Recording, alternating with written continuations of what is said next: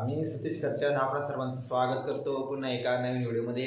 तर आज शेवटचा दिवस आहे पवित्र पोर्टलवरती प्रेफरन्स लॉक करण्यासाठी। आज शेवटची तारीख ही माननीय शिक्षक आयुक्त कार्यालय यांच्या मार्फत देण्यात आलेली आहे। तर सर्व अभियोक्ताधारकांनी याची काळजीपूर्वक खात्री करा की आपले जे विदाऊट इंटरव्ह्यूचे प्रेफरन्स आहेत प्रेफरन्स हे लॉक झालेले आहेत का।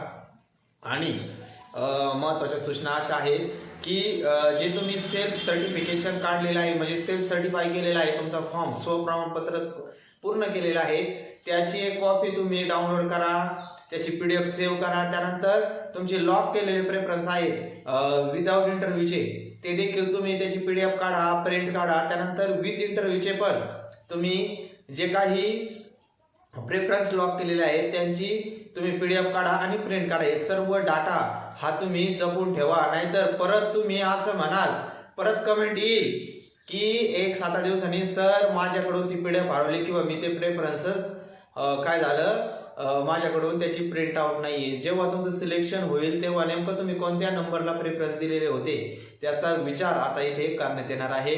सर्वांनी ही गोष्ट नक्कीच व्यवस्थितपणाने जपून ठेवा।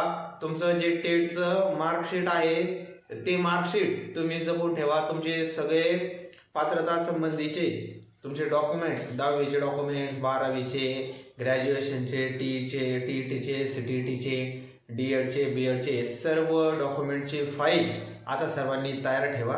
आणि जर याला कदाचित आज जर ही मुदत संपली तर पुढच्या 4 ते 5 दिवसामध्ये सर्वांना आनंदाची बातमी आपल्या प्रोफाईलमध्ये सर्वांना बघायला मिळेल। विदाऊट इंटरव्ह्यूच्या याद्या या तत्काळ लागण्याची शक्यता ही आयुक्त साहेबांनी कालच दिलेली आहे।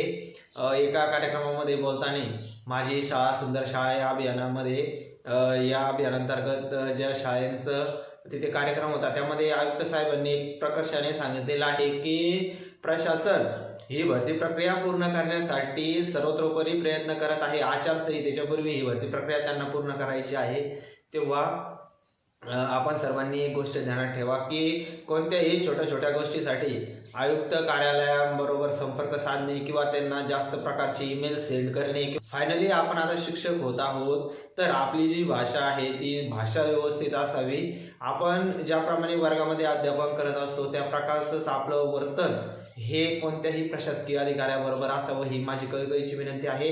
तुम्ही तुमची कोणतीही समस्या असू द्या, काही फरक पडत नाही। सुरुवातीला तुम्ही तुमच्या मित्रांना विचारा, तुमच्या मैत्रिणींना विचारा, आमच्या सारख्यांना विचारा आणि मग तुमची जर ही जी समस्या आहे ती निराकरण झालंच नाहीये मग तुम्ही प्रशासकीय अधिकाऱ्यांपर्यंत जा। त्या पुढे खूप मेजर जर समस्या असेल मग शिक्षण आयुक्त कार्यालयापर्यंत जा। छोट्या छोट्या गोष्टीसाठी प्रशासनाबरोबर वादविवाद काही घालू नका। आणि ही भरती प्रक्रिया लवकरात लवकर पूर्ण कशी होईल याकडे आपण थोडंसं लक्ष देणं गरजेचं आहे। बांधवांनो, आचारसंहितेपूर्वी ही भरती प्रक्रिया पार पाडू द्या। आपल्या हातामध्ये नोकरी घेऊन या, आपल्या हातामध्ये नोकरी पडू द्या। जे 10-12 वर्षापासून आपले D.ED B.ED धारक बांधव बंधू भगिनी वाट बघत आहेत त्यांच्यावर बेरोजगारीची कुऱ्हाड कोसळलेली होती। अशातच 21,678 पदांची भरती होत आहे म्हणजे हा काही छोटा आकडा नाहीये। खूप मोठ्या प्रमाणामध्ये आपल्या शिक्षण विभागाकडून ही भरती प्रक्रिया चालू झालेली आहे। असं असताना या भरती प्रक्रियेला खो घालण्याचं काम आपण करू नये अशी माझी सर्वांना कळकळीची विनंती आहे। उगाच या त्या संघटनेच्या नादी लागून उगाच प्रशासनाला वेठीस धरू नका। आपले जे काही मुद्दे असतील तांत्रिक मुद्दे ते सर्व शासनाने JR माध्यमातून मांडलेले आहेत ते तुम्ही एकदा फॉलोअप घ्या। त्याचा सर्व GR व्यवस्थितपणे वाचा। पवित्र पोर्टलवरती आलेल्या न्यूज बुलेटिन या अंतर्गत आलेल्या सर्व सूचनांचं तुम्ही वाचन करा आणि मगच कोणत्याही गोष्टीला टॅकल करा। थांबूया तिथे। सर्वांना पुन्हा एकदा या भरती प्रक्रियेसाठी हार्दिक शुभेच्छा। जय हिंद, जय भारत।